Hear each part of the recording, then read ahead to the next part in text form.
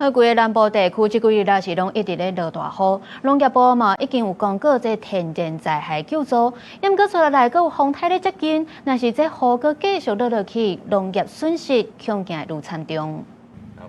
連續幾日講大水雨，南台灣真做大水庫，田內底完全看不出水下骹種啥物。台南將軍的西瓜原本2個月了後特別採收，即馬攏去了，至少30公頃，因為連日大水雨，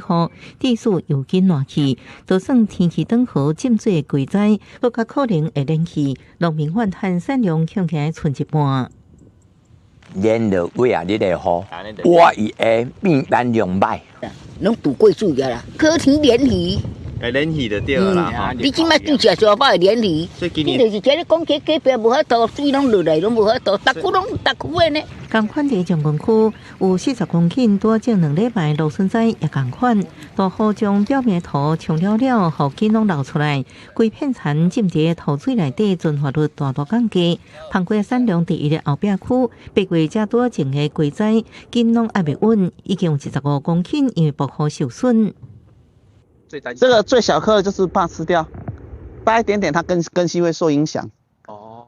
也有可能它會明天、後天會出太陽會死掉。農業部也於昨天進行公告，台南市為現金救助及低利貸款的全品項農產業的災區。另外，台東縣國際農產也攏被灌入大量的水，尤其對採收的大目色卡，農民即馬採收到拄到利果甲軟果，損失也閣無法度算。台東也是綠心花上大產地，樹仔攏嚴重受損。手動一下不吃太多，然後那個就容易變軟。收成到大概對半的話，大概剩下5到6成。